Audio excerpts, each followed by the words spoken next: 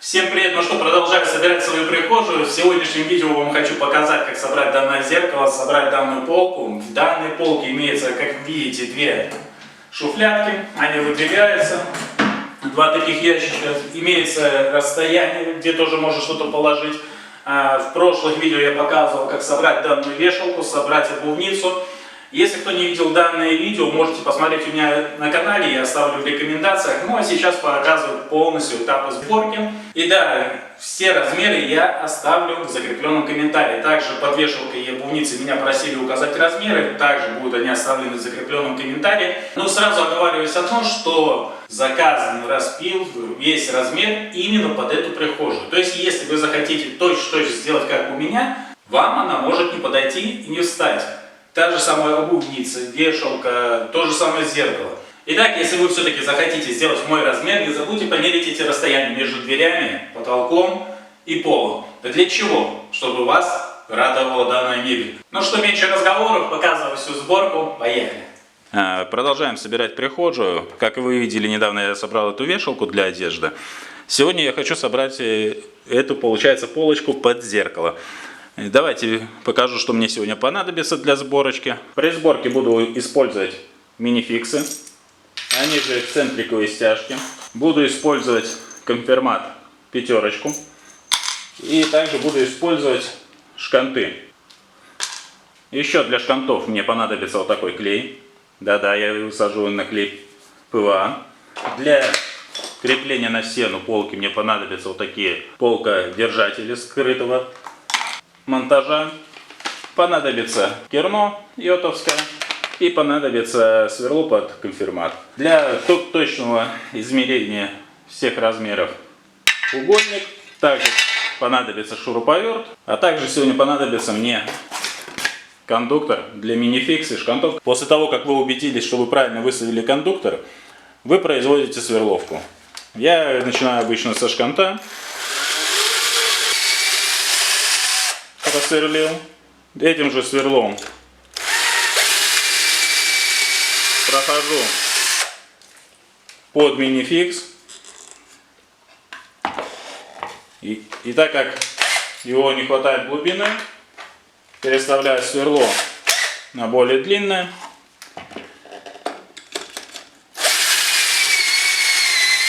И провожу окончательное досверливание данного отверстия. Потом беру сверло Фоснера, вставляю в отверстие и произвожу нужное сверление. Вот так вот легко и просто просверлились. И так как мы видим, я выполнил сверловочку. Все идеально, все классно. Грани не подняла. Соответственно, это получается под минификс, это под шкант. Сейчас сделаю еще 3 сверловочки.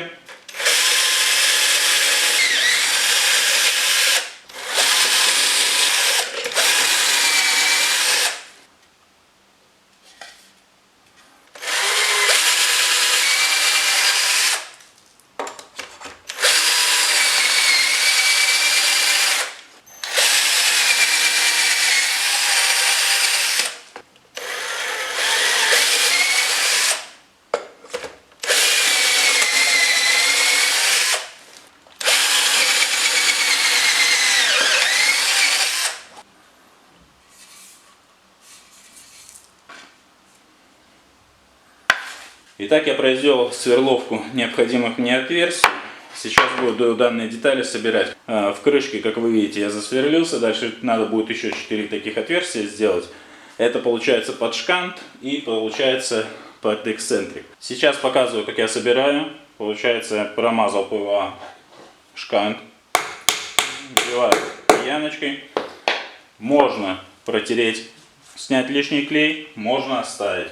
Берем эксцентрик и завинчиваем. Размеры также я сейчас буду делать сверловку, все расскажу. Просто на данном отрезке хочу показать сборку до конца. Наносим еще клей ПВА сюда, сюда. Можно не растирать, он сам разойдется где надо ему по отверстию. Смотрим торец нашего изделия. чтобы собрать правильно.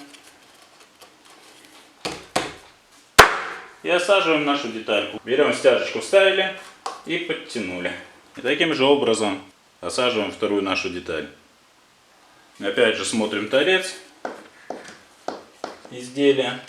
Почему я говорю, обращайте внимание, в моем случае у меня наклеена кромка ПВХ. Иногда может понадобиться киянка, посадить до конца детальку. Вот такой красивенький стык получается. Все классно, все аккуратненько село. Итак, остается нам посадить вот эти заранее подготовленных две детальки. Это боковинки ящиков. Сейчас я покажу, как их здесь разметить. Очень просто, быстро. Чтобы нам не высчитывать, не сидеть с калькулятором. Берем направляющую для ящиков. Берем сам ящик в разобранном виде.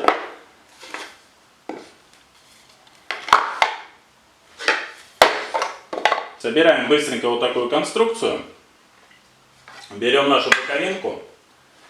Берем также фасад ящика. Смотрим по зазорам. Зазоры меня вполне устраивают. Дальше что я делаю? Я выравниваю аккуратненько ящик. Прижимаю. И делаем отметочку карандашом. Итак, после того, как разметились, берем линейку, ложим к краю, отмечаем 9 мм. Также дальше берем линеечку, ложим к краю, отмечаем 9 мм. После того, как мы разметились, для того, чтобы у нас это было ровно, мы берем угольник и можно спокойно провести линию, потому что это спрячется торцом данного изделия, оно не будет видно. Для того, чтобы произвести сверловку с помощью кондуктора, снимаем нижнюю платформу, то что шла под эксцентриковые стяжки мини-фиксы. Ложим ее в сторону. Здесь есть прорези, означающие центр. Смотрим, чтобы это было по центру. Выставляем по краю и производим сверление. Центр, это у нас идет стяжка. Накернили кончиком сверла.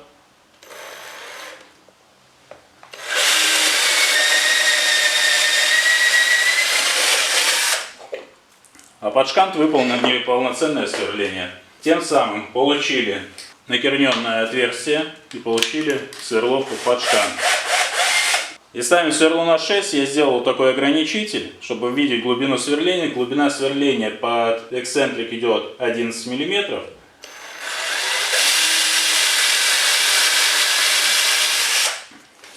Все, сделали сверление. Также делаем последующие все сверления, где необходимо, и собираем нашу полку. Итак, делаю сверловку последних отверстий под наши эксцентрики. И сейчас будем производить сборку нашей полки. Досверливаю последнее отверстие.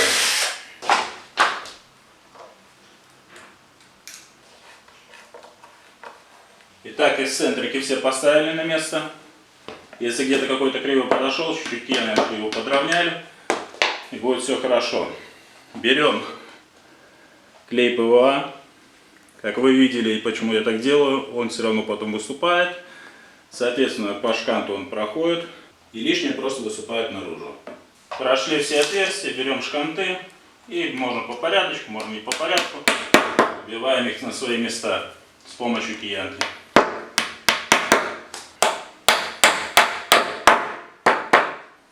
Почему я пробиваю киянкой? Есть некоторые очень легко просто рукой становятся, есть действительно некоторые, но они разные диаметром. Может где-то влаги набрали, разбухли. И соответственно приходится подбивать. Так, теперь берем, делаем что дальше? Опять же клей, льем в отверстие для шкантов. Смотрим сразу, где торец нашей полочки. Вот здесь у меня меламиновая кромка, здесь ПВХ. Убираем лишнее из-под ног что-то, чтобы не мешало. И садим нашу полочку на место.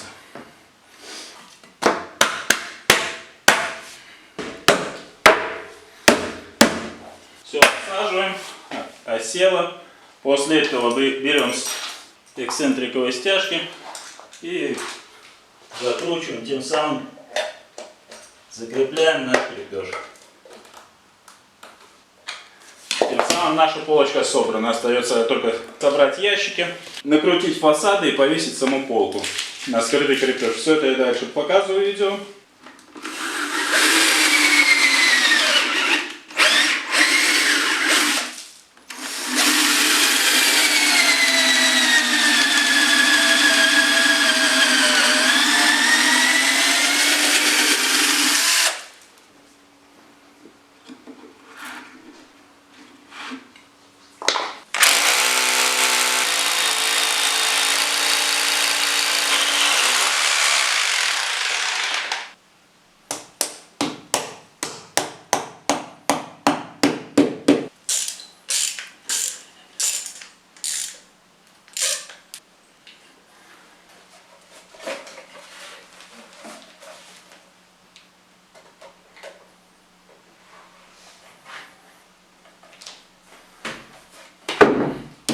Ручка у меня 15-ка. Сейчас посмотрю. С одной стороны так. Здесь 13, здесь 14,5. Того получается где-то 13,7 и 13,7. Все, ровное расстояние. Теперь беру карандашом, отмечаю свои отверстия. Отметил. Берем сверлышко на 2 мм и производим аккуратненькое сверление. Первое отверстие сделал, делаю второе. Ставим шуруп и наживляем. И наживляем вторую сторону.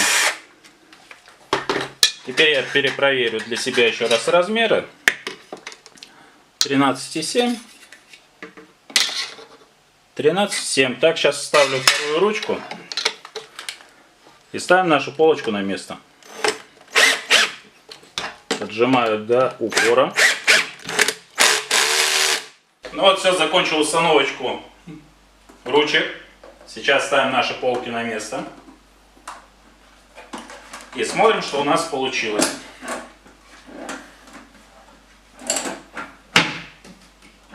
Так, первую поставил.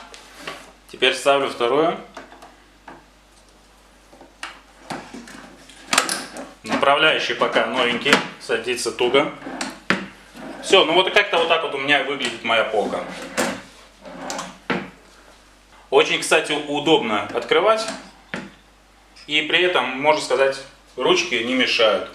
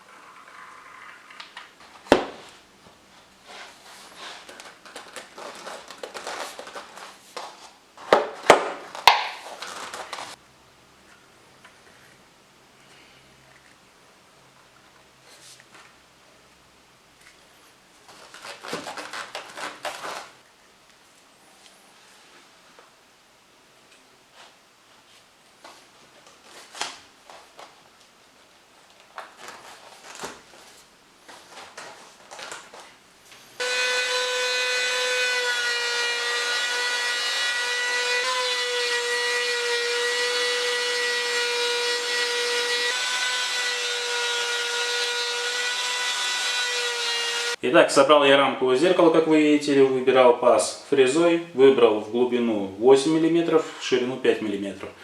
Сейчас буду распаковывать зеркало, сюда ложить и крепить его. Также, как вы видите, выбрал под петлю фрезой, сделал углубление и сделал вот специальную выемку для того, чтобы повесить на это крепление.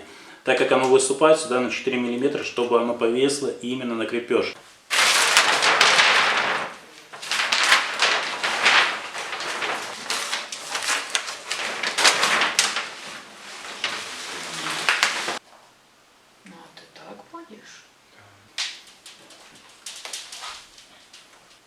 Обязательно, когда ложите зеркало, не кидайте, может лопнуть. Приподнимаете рамку вашу и с другой стороны аккуратно пальцами поддерживаете, поправляете и ложите его на место.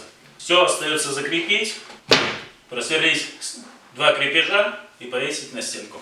Хочу показать, как я креплю зеркало. Креплю вот на такие гвоздики. Использую такую вот, получается, пластиковую проставочку. Для чего я это делаю? Она чуть-чуть выше зеркала, получается. Зеркало 4 мм, данная проставочка 5 мм.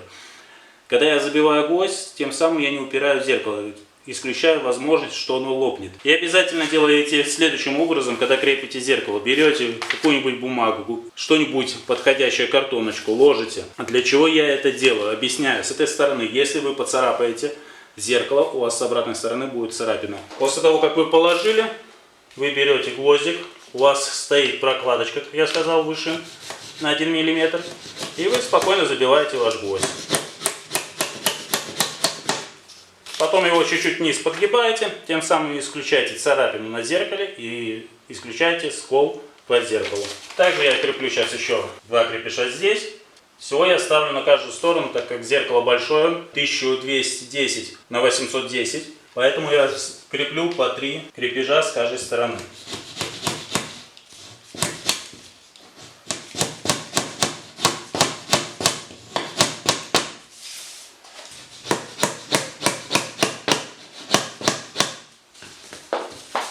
Вот так вот легко, быстро закрепил, никаких царапин, никаких сколов.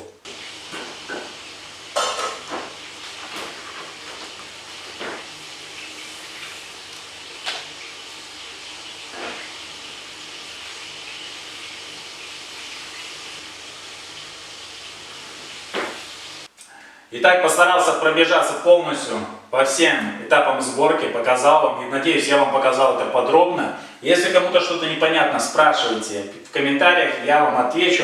Если данное видео вам понравилось, оценивайте данное изделие, как я все-таки старался. Ставьте лайк, подписывайтесь на мой канал. Спасибо за ваш просмотр, что вы были до этого момента вместе со мной.